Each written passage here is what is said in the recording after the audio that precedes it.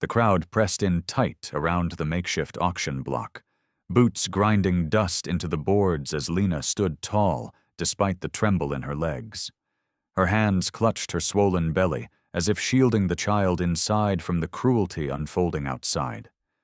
A grizzled auctioneer called her like she was livestock. One healthy young breeder, strong hips, about 7 months along. Who will start the bid? The laughter that followed cracked like whips against her pride. Men elbowed each other, throwing out numbers, some more interested in watching her squirm than buying. A coin was flicked at her feet. She didn't flinch. She didn't beg. She stared straight ahead, jaw tight, while the morning sun made sweat trickle between her shoulder blades. Her dress clung to her skin, too tight around her belly now, a reminder of the months she'd spent being starved, passed, owned. Behind the crowd, horses shifted and snorted. Children whispered. But one man didn't speak. He stood still near the back, tall, bronzed skin, black braid tied with a strip of blue cloth. His eyes locked on hers, unreadable but unmoving. An Apache. Maybe Lakota. She wasn't sure, but she knew he saw her, not as a commodity, not as shame, but as someone. Rothmer's voice snapped her attention back. Sold. To me? The town's wealthiest trader stepped forward, smirking as he pulled out a stamped note. I need help in my store. A pregnant girl won't run. His words made the men laugh again, but Lena didn't hear the end of it. Her knees gave, and someone caught her, one of Rothmer's men, not gently. Get her in the wagon, he barked. Careful with the goods. The Apache man still hadn't moved, but as Lena was dragged down the steps, their eyes met again, and this time, something flickered between them. A promise? A vow? She didn't know. All she knew was that for one breathless moment, her worth wasn't measured in coin. And somewhere deep in her gut, beneath the fear, a flicker of defiance lit. She wasn't broken. Not yet. As the wagon rattled out of town, the warrior watched until it disappeared. Then, without a word, he turned and followed, on foot, silent, determined. The crowd had already forgotten her. But he had not. Tamak moved like wind through the brush, never rushing, never pausing long enough to be noticed. The wagon tracks were deep and careless, cutting scars through the earth that told him everything he needed to know. Rothmer didn't value what he'd taken. He never had. At the edge of the town, Tamak paused beneath a cottonwood and watched the trader's store from a distance. Inside, Lena was being led past shelves of sacks and crates, her wrists still bound in rope. The way she moved, slow, careful, with one hand on her belly, made something in Tamak's chest twist. This was not his business, and yet he could not look away. He had seen women like her before, sold between hands like cattle, their names erased the moment the bid was final. But there was something different in this girl's eyes. Not just fear, not just sorrow. Fight. That was what had stopped him during the auction. A dozen settlers had called her pretty. A dozen more had joked about what she was good for. But only Tamak had seen the tension in her jaw, the way she refused to lower her gaze. She'd stared through them all, until her eyes found his. Now, Rothmer barked at her from inside the store. You'll earn your keep, girl. My wife's gone. You'll clean, stack, sweep. Don't go thinking that belly earns you rest. Tamak saw Lena's shoulders tense, but she said nothing. Not out loud. But the way she didn't flinch, didn't cry, told Tamak enough.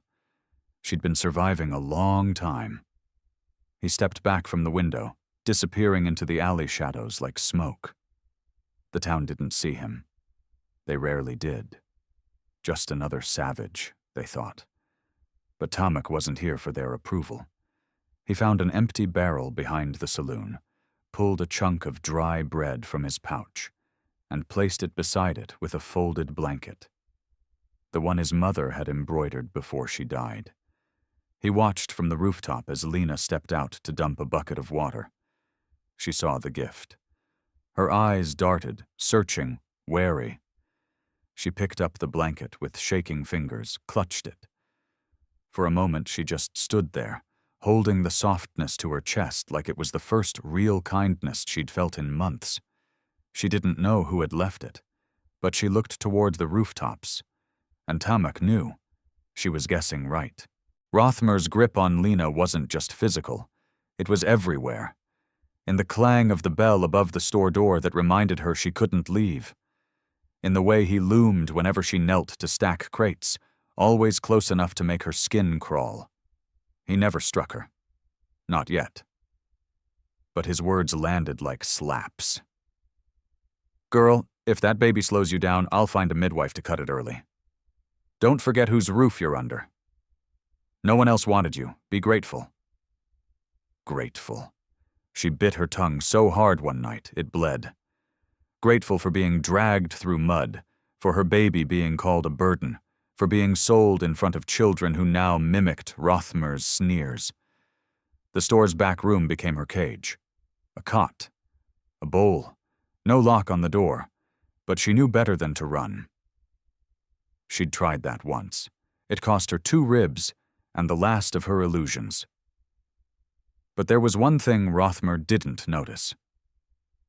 The blanket. She kept it folded under her pillow, the corner with red stitching always touching her cheek as she slept. It smelled of smoke and sage, of a life that wasn't Rothmer's, of someone else's care. And though she hadn't seen the Apache man again, she knew he hadn't vanished. The food was proof. Dried berries one day, fresh cornbread wrapped in cloth the next. No notes, no demands, just gifts. And each time she found one, it steadied her spine a little more. "He's watching," she whispered once to the child inside her. "He sees me." That night, Rothmer caught her humming, a low, nearly silent tune, one her mother used to sing. "What's that?" he growled, storming in. She rose slowly, careful to protect her belly with her arms. "A lullaby." "From where? Does it matter?" He stepped closer, nostrils flaring. "You answer when I ask." His hand twitched near her face, but she didn't flinch. That was new. Rothmer saw it, too. He backed away. "You're not as broken as you should be," he muttered. "We'll fix that."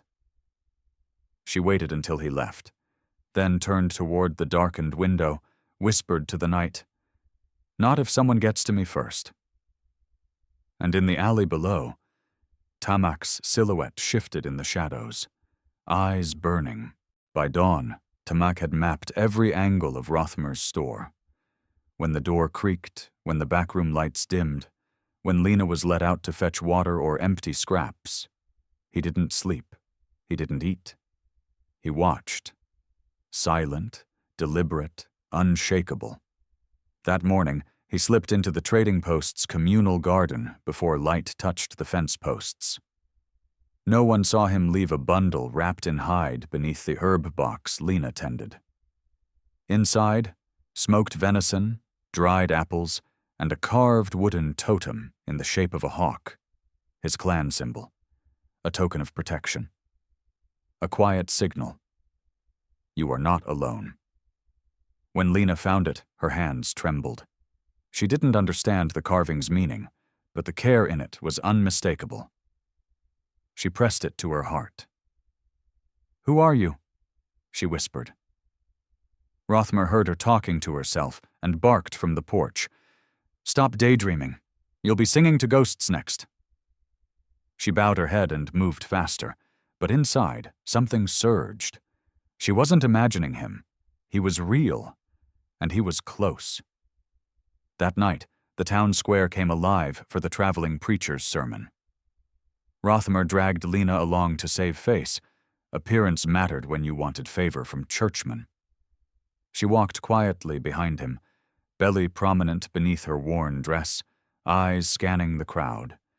And there, by the blacksmith's forge, half shrouded in smoke and shadows, stood Tamak. Still as a stone, watching only her. His presence struck her harder than the sermon's words. The preacher thundered about judgment and fire, but all she could hear was the beat of her own pulse as Tamak nodded once. Small, sure, as if he was saying, "I see you, I know, soon." Rothmer grabbed her wrist when she paused. "Eyes forward. You look like a dog sniffing scraps." But Lena didn't feel like a dog. Not tonight. The totem was still in her pocket. And when the preacher called for anyone living in sin to step forward for repentance, Lena's hand didn't move. Rothmer scowled, ashamed. Tamak? He didn't blink. When the sermon ended, the crowd dispersed.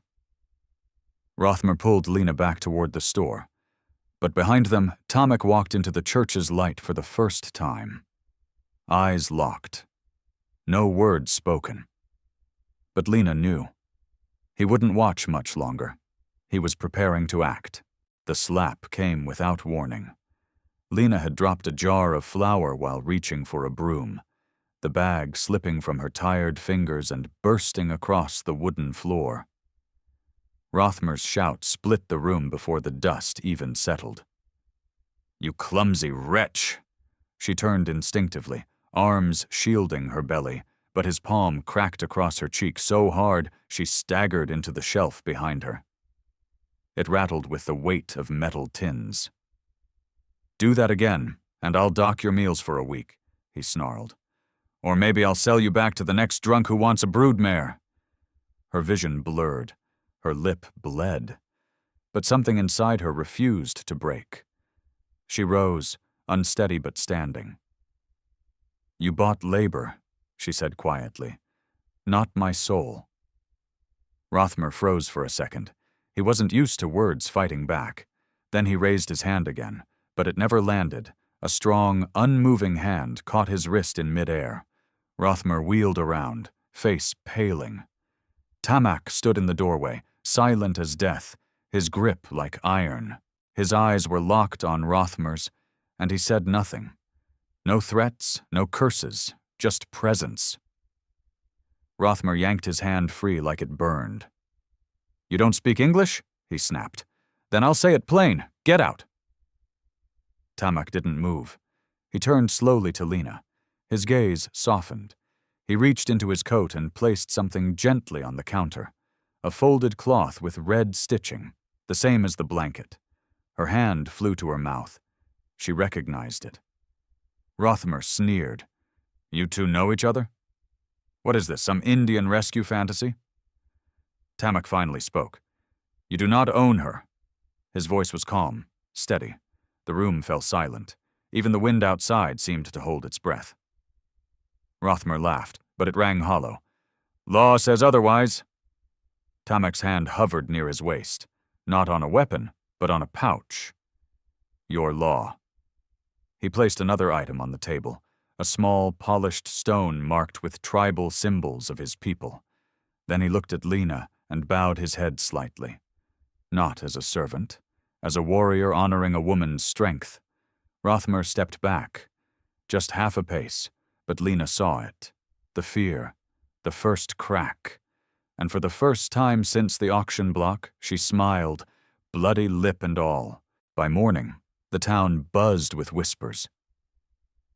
The Apache touched Rothmer's wrist. He spoke English. He gave her something, maybe a proposal.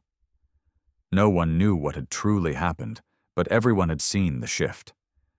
Rothmer hadn't thrown Lena out. He hadn't raised his hand again.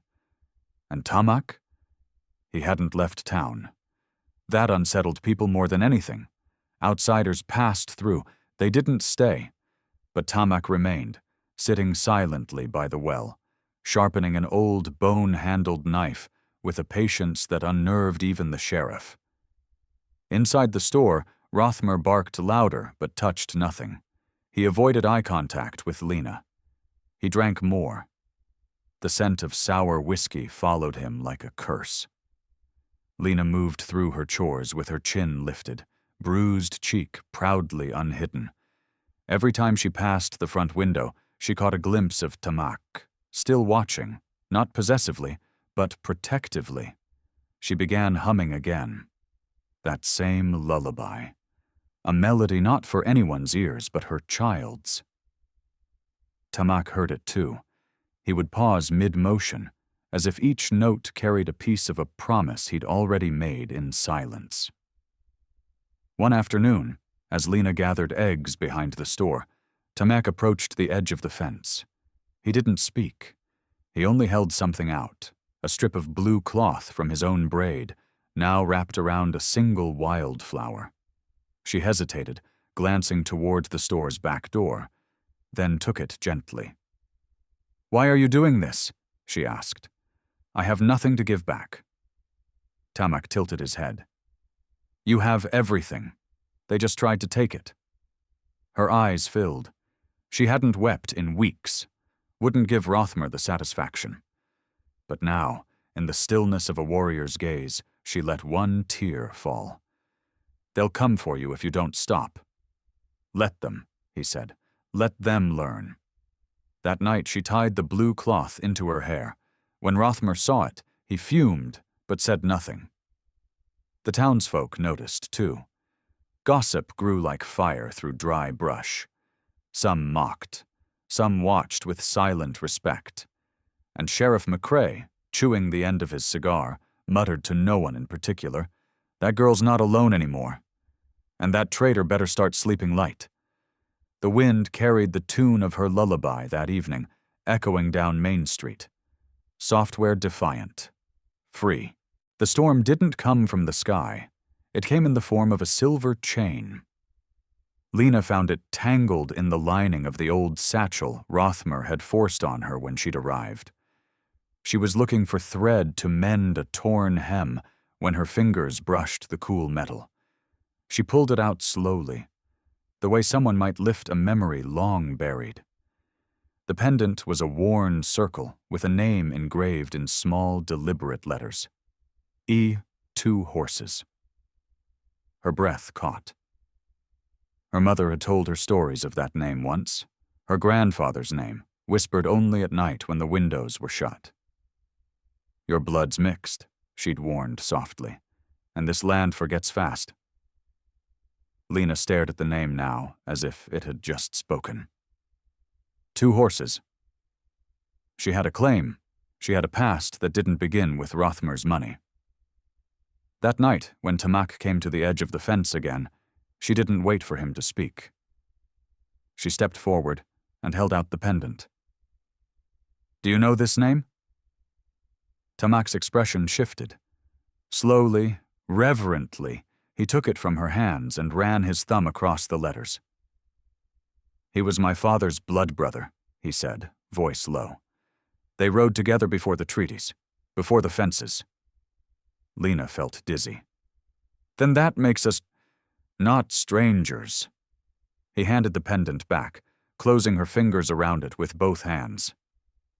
"It means this land remembers you, even if men tried to erase it." She swallowed. "Will that matter to anyone here?" Tamak looked toward the sheriff's office. "To him? Maybe. To Rothmer? But to the people?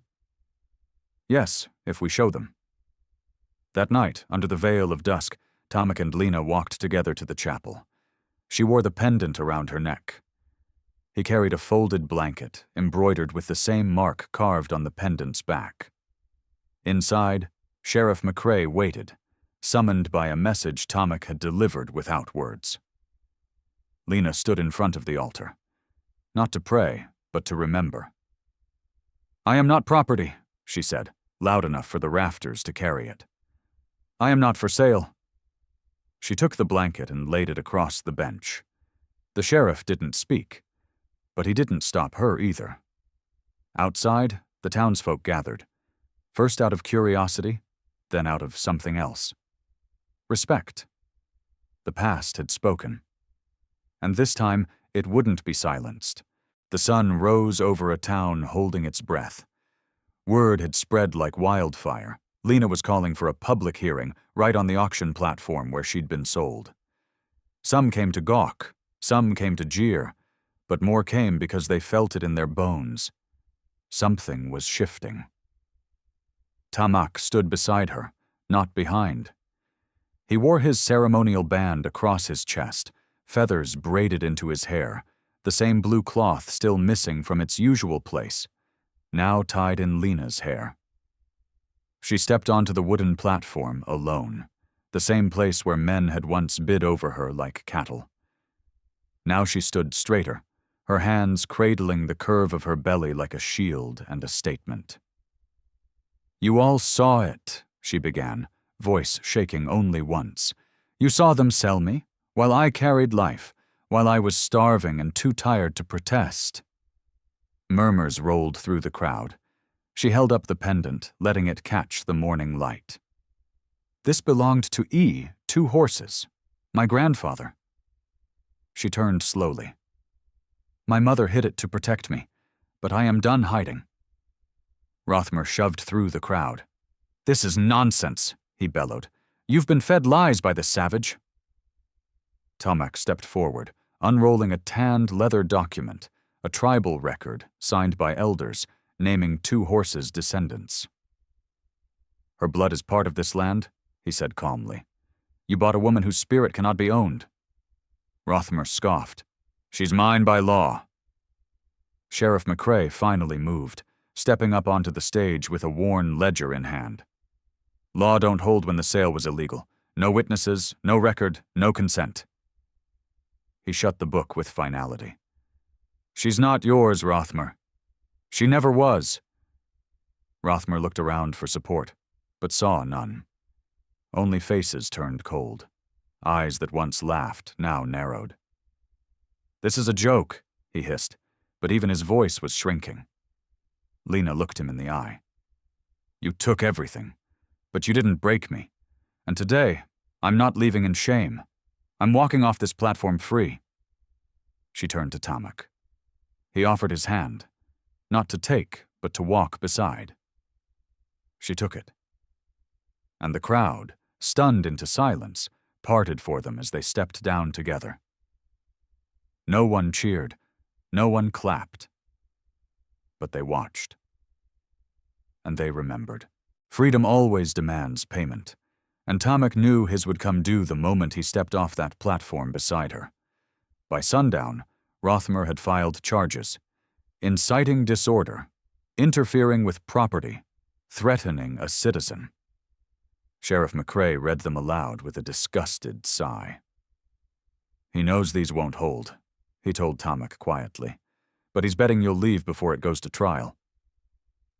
Tamak didn't answer. He sat outside the chapel, sharpening his blade not for violence, but because it calmed him. Lena sat beside him, the pendant heavy against her chest. "You don't have to stay," she whispered. "You gave me back my life. You don't owe me yours." Tamak looked at her, not with fire, but with steadiness. "I stay because this is the land of my mother's bones. And now, it holds your voice too." She reached for his hand, fingers brushing the calluses and scars. "You'll be hated for this." "I already was," he said, "but now they'll have to hate me for something true." That night, townsfolk began to change. A woman brought bread. A young boy, once caught mocking her, now left a single blue wildflower on the chapel step. And when Rothmer stormed through town demanding signatures for Tamak's arrest, most refused to meet his eyes. "She's kin to 2 horses," the blacksmith muttered. "Let the girl be," Rothmer hissed. "This town's gone soft." "No," said the preacher.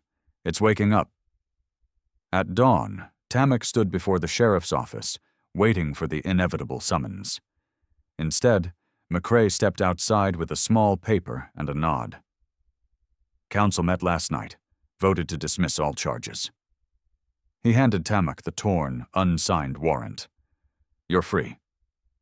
Tamak looked to Lena, who waited beneath the cottonwood tree, hands resting on her stomach, eyes bright with unshed tears. They chose right, she said. They chose justice. Tamak shook his head. Number. They chose a story they couldn't ignore. You told it. She stepped forward, placed her forehead gently against his. Then let's write the rest together. That evening, as the sky bled orange over Dry Creek, Tamak began carving a new sign above the chapel's old door. It read, "The platform no one owns." A space where stories could be told, not sold. A space they had made at a price, but one worth paying. They came from 3 towns over to see the place where it happened. The auction block turned sanctuary, the girl who walked off it unowned, the warrior who didn't speak loud but made the world listen. By the first frost, the platform had been rebuilt, not as a stage for bids or sermons, but as a place where no voice was drowned. Tamak carved symbols into the railings, each one a mark of a tribe, a name, a woman who once stood alone and would never again. Lena sat beside him most evenings, wrapped in the same red-stitched blanket, her hands resting on the swell of her belly, now full and ready. People no longer whispered behind her back. They greeted her by name. Some asked about the pendant, and she told them. Not all of it, not yet, but enough. It belonged to someone who mattered. So I would remember that I do too.